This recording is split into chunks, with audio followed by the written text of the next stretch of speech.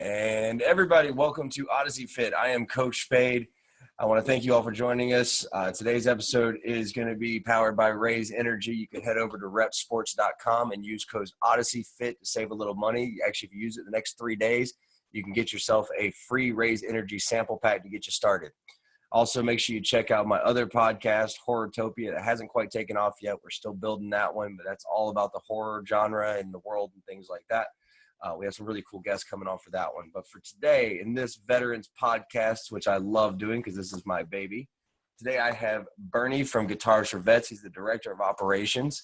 And I want to thank him for being on here. And we're going to chat a little bit about what they do and who he is and what his role with the organization is. So, Bernie, take it away. Introduce yourself, my friend. Hi there. Thanks, Coach. Thanks for having us. Thanks for thinking about our veterans on Veterans Day. My name's Bernie Kampf. I'm the Director of Operations with Guitars for Vets. The organization's been in existence for about 12, 13 years, depending on when you actually started it. And we give lessons to veterans. And after 10 lessons, they're private, individualized lessons. After 10 lessons, we give them a brand new acoustic guitar and all of the accessories. We've given away, I can't even remember how many now since we've been kind of in lockdown, but last year we gave away over 800 guitars. So that's, we have over 110 chapters in just almost every state of the union right now. And it's, I've been doing it for 10 years. I started out as an instructor and a chapter coordinator here in Chicago and just worked my way up because I'm retired, I'm a veteran, I'm a guitar player, and I can't think of anything else I'd rather be doing at this point in my life. That's awesome. So you said you're a veteran. Can I ask what branch and service and MOS and all that kind of good stuff? Oh, sure. I was in the Air Force. I was power production. I was in from 66 to 70. I did 2 TDY tours to Vietnam in 66 and 67. Came home. I was in Quan Loy and Khe Sanh. I left Khe Sanh 2 days before the siege started. Talk about something really good timing. And then I came back and I spent 2 years in California. Got married and came back to work for the phone company. I worked 812 years for the phone company after I got out of the service. Fair enough. So what got you really started with Guitars for Vets? What kind of drove you to kind of get involved with that? That's a really interesting story. My friends and I were at a guitar show here in St. Charles, Illinois, which is where I live.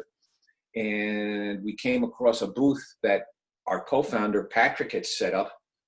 And we chatted him up and bought T-shirts and thought, this is really something I'd like to do. And this was in May of 2009. And they were a real nascent organization. And they didn't have a lot of money and they didn't have a lot of chapters. I think they only had like 15 or 18 chapters at that point. And we kept in touch. Patrick and I kept in regular touch. And the following July in 2010, I started the chapter here at Heinz as just an instructor. I was the chapter coordinator and the instructor. We wound up, our first classroom was a closet that had been opened up so that we could teach in it. And now we have 5 instructors on days and evenings. And once we get back to the hospital and we can start teaching again, we expect to graduate between 35 and 40 students a year. So it's just our little chapter. And it's just something I really, really love doing. It's such a pleasure to interact with the veterans, talk to them, and see that you can help them. Playing any kind of music is a very therapeutic exercise, and it really does help people cope. Absolutely. I mean, this podcast and like Odyssey Fit, primarily we do physical fitness. I'm a personal trainer, and we really found that with veterans, because I came through the FitOps Foundation, who trains veterans to be personal trainers. And I've learned through doing that and through a bunch of other programs I've gone through and training I've gone through that wellness is incredibly important to fitness. You can't be physically fit without being mentally fit, and anything that really helps. I'm a musician myself, so the music aspect is a huge mental aspect. Cool. So what puts you into the position of Director of Operations? longevity. When we started, we were a small group, and over the years we grew and expanded. From, like, when I started, I think we were chapter 22, and then as we grew into like 40 and 50 chapters, I became national chapter coordinator, and that grew. And then we needed somebody else to fill in other areas of responsibility as we grew our software platforms and a lot of our hardware and a lot of logistics and processes and all the things that, when you're a 501c3, there's a lot of things that you have to do to stay compliant with a lot of different regulations. The HIPAA regulations in the hospitals, in the VA hospitals, are just very strict, and you have to be sure that you're aware of all of that. So we had a lot of things that we had to set up processes for, and then I became director of operations. So it's just been a long, fun-filled, very educating journey. That's fair. And then what exactly, as the director of operations, is your role? Like, what does that entail for you now? Well, we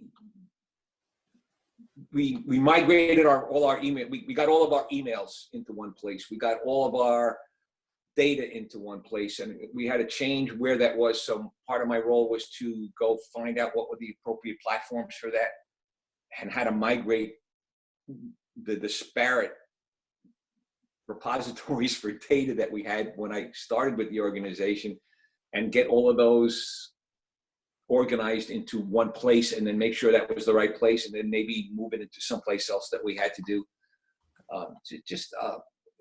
Just basically making sure the organization had the tools that they needed to run smoothly and stay in compliance with everything, and run as economically as we could. Okay, so let's get to the. I still teach. There you go. I don't think you can go without it. I think a guitar player can't go without playing guitar. Oh, I play every day. I mean, I've got all my guitars set up here.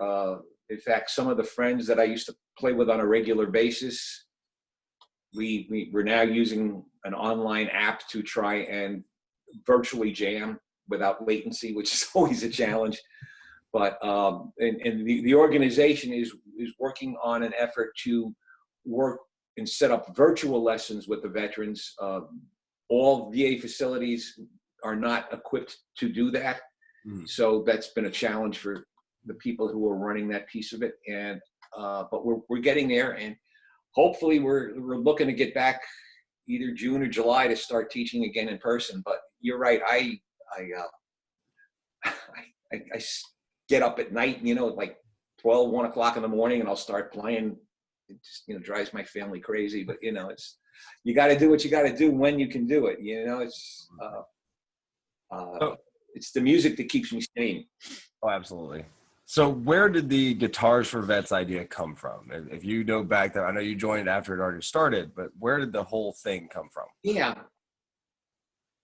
Well, our co-founder, Patrick, who is still with the organization and still very, very active, and he's basically the face of the organization, and he does a lot of the fundraising. He was a music teacher. He was a guitar teacher for years up in Milwaukee, Wisconsin. And he used to work with Cream City Music up there. And one of his students was a Vietnam veteran.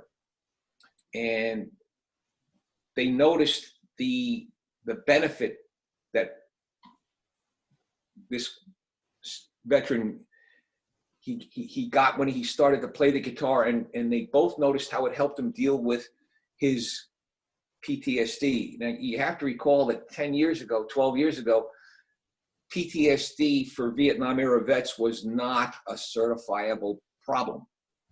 This only came into realization after a lot of the veterans from the Iraq wars were coming back with it. And so there were thousands of Vietnam vets who came home with PTSD but weren't diagnosed with it. So Patrick started teaching this vet, Dan, and they realized the benefits of it. So they took it to the local VA, Zablocki VA up there in Milwaukee, and they were interested, and they started taking the program to the veterans at Zablocki, and that's essentially how it started.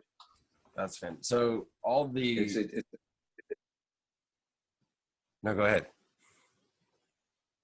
I was just going to say, Patrick then went and he got us our 501(c)(3) status. We're a registered nonprofit, and he built the infrastructure for the organization to start there. He did a lot of work, and he did a lot of great things to make that happen, and it grew mostly up in the northern peninsula of Wisconsin, Michigan area. That's where it got most of its traction, and then as word became available that what we were doing, we have a website, guitarsforvets.org, and that kind of helped spread the word. But it was one of those things where you start off as a small nonprofit. It's very it's difficult to make that happen, and I guess the majority of small nonprofits, when they start out, they eventually fail. And to Patrick's credit, he did all the right things. He followed all the legalized ways of doing things. We have a board of directors, and he built the company on a very well-structured basis. And that's why we've been able to continue today, even through this challenging time that we're going through now. It's a good, sound organization. That's fantastic. So the way you made it sound is, if a veteran wanted to do lessons with you guys and went through the program and everything, are those lessons all given at different VA hospitals, or is it different locations depending on the chapter, or how does that work? Well, the primary venue for giving lessons is at VA facilities, not necessarily hospitals. They can be hospitals, but they could be community-based outpatient clinics or CBOCs or vet centers, which are VA facilities that are specific to combat veterans. But that's where most of our chapters reside. We have other chapters where the lessons are given at other locations, and those are site-specific, depending on where they are. But those locations, the lessons are all individualized. They're one-on-one, and in the VA, the veteran enters the program. They go see their caseworker, their social worker, or whoever they're affiliated with at that particular location. They get a consult into the department that hosts the program, and then that person in that department is what we call a VA liaison. Mm-hmm. They contact the coordinator, and the coordinator works with the liaison to schedule them with one of the instructors, and that's kind of how it works. And then what if so as far as applying for in the program, so obviously a veteran would have to go through their person at the VA. Is there another way, like through the website or anything like that, to apply for the program? Maybe. If you go to the website gives you directions on how to contact your local VA to come through the program. When we have a chapter at a VA facility, the HIPAA requirements preclude us from certain information about the student that's coming in. And that's why we need a VA liaison in those circumstances. When we have chapters that are not at VA locations, then they can contact the coordinator directly. Got it. But if they're at a VA facility, they have to come through the VA to do it. It's the rules. So one of my favorite questions to ask. There's always rules. Oh, there's, yeah. It's still military red tape. One of my favorite questions to ask for any of the organizations I've been talking to is, out of all your time with the organization, what has been just one particular instance that stood out to you as being like the most rewarding, the one thing that sticks out in your head? Yeah. Like I said, I've been doing this over 10 years, but I've had one that sticks in my mind. The program's not geared to make people great guitar players. The program is geared to give veterans a positive experience to help them cope with their lives and help them be whatever goals they want to achieve. It's there to help them. So I had one student who was in a wheelchair, had severe neuropathy, and had a lot of challenges. And at the end of 10 weeks, he could only play 2 chords, an E minor and an A minor.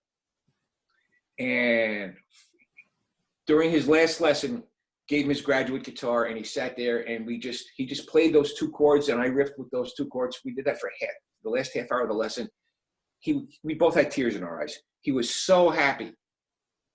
He could do this. He did it. And he accomplished something that helped him cope with whatever stresses were going on in his life. And to me, it's probably the most fulfilling moment I've ever had, seeing him get his graduate guitar and sharing that experience with him. It was just, I have trouble talking about it because it is so emotional, but it really was the best experience, that I can have. And it's one of the reasons why I have maintained that I will always, no matter what I do in the organization, teaching will be my first love and my first choice. Absolutely. That is amazing. That's exactly what we're looking for. I mean, we've got it. I mean, obviously as veterans, we all have people that have different challenges and different things going on, and finding anything kind of common ground with another veteran that helps them. So are all the instructors veterans themselves? No, the instructors don't need to be veterans. Instructors need to be patient, empathetic, empathetic, and patient. Because I don't know how much experience your listeners may have had with PTSD, but the challenges that people suffering from PTSD are numerous, and we can be teaching somebody something in the first half hour, and by the second half hour, they will have forgotten completely what we taught them. So, and then some of them just learn, they're savants. They learn and they pick it up, and they end up doing really, really excellent. So it's not a one size fits all program, but the idea is that you need to be, the instructors need to be patient, and they need to be able to communicate and relate to their students. That's the primary goal for them. Absolutely. So obviously you are, if I123, so you are completely donation based. How do people go about donating to you guys? If they wanted to donate money or time or anything? Well, yeah. Yes, all of the above. Money, equipment, time. Our website, www.guitarsforvets.org. There's numerous ways to donate on that. We have our Facebook page, Guitars for Vets. We have a Twitter account. We have an Instagram account. There's numerous ways you can donate. We'll take, if you have guitars that you no longer want, give them to us. We will repurpose them, and it costs us about $200 in money to put a veteran through the program. By the time we give them their graduate guitar and all the accessories and whatever, the general figure is about $200 per student. So if you donate guitars to us or equipment or whatever, and we can sell that, we have a Reverb store. We have a store on Reverb where we sell our instruments that have been donated to us. If you want to donate guitars, they'll go get sold, and we take that money and put it back in the program to buy guitars for our students. And we have like 5 salaried people in the organization. That's it. And approximately 67 to 72% of all the funds that we receive goes back into that part of the program. And we're very efficient and a very well-run organization. So I think that's how we raise money. You want to volunteer? There's applications. You can submit an application right online at our website, and our national chapter coordinator will get that and respond to you and try and find a good fit for you to go find somewhere to volunteer. Fantastic. But we're very flexible. Well, I'm definitely going to make sure I get it after this is done. I'll get an email. I'll shoot you an email, and I'm going to get all the links to everything So, because all the links for everything for Guitars for Vets will Perfect. be in the description of this this audio and the video that'll be on YouTube for this. That way, anybody can grab those links and jump up and help out with that. As far as my side of it, I can't do it until after this whole pandemic thing's over, just because of the way my bank works. But I'm gonna actually personally from Odyssey Fit donate $200 to put somebody through this program to you guys. Oh, thank you. Come from my organization. Thank you. So as soon as all this is said and done and I can get back to my real job, I will get that a check out to you guys for that. But Thank you. absolutely. So if you wanted to leave the listeners with one important thing that they need to know about Guitars for Vets, what would it be?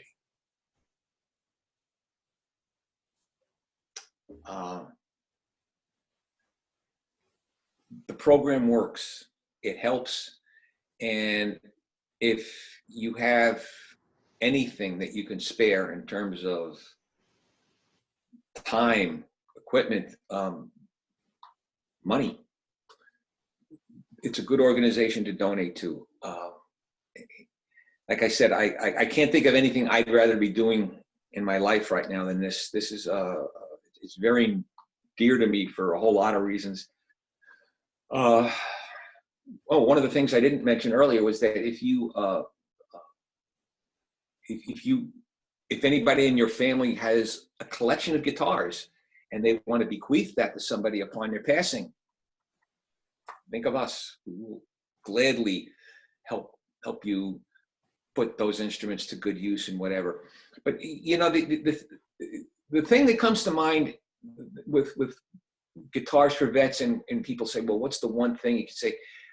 I'm not sure it's specific to Guitars for Vets, but we look at Memorial Day for our past veterans and Veterans Day for our surviving ones, maybe July 4th for Independence Day, but we have 20 some odd veterans a day passing from suicide. We have homeless veterans. Where I teach at Hines in Chicago, every Thursday there's a huge line of people coming in for the food bank because they need food. They can't afford all the food they want. We need to think of our veterans 365 days a year, not just 3. And I think if we can get one message out to everybody, we need to take care of our veterans, and we need to elect people who will take care of them in act, not just in speech. And I think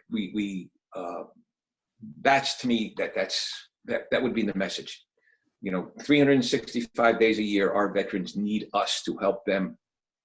And that's what we need to focus on. I agree 100%. I want to thank you for your time and thank you for speaking with me. Like I said, I'm going to shoot you an email here after this so I can get all those links from you. Once again, guys, everybody listening, check out guitarsforvets.org. Make sure you donate your time. If you've got a guitar you don't play, because I know half of you guys that listen to me used to play guitar or pretended to for 5 minutes with a girl. So send that guitar to somebody who actually needs it.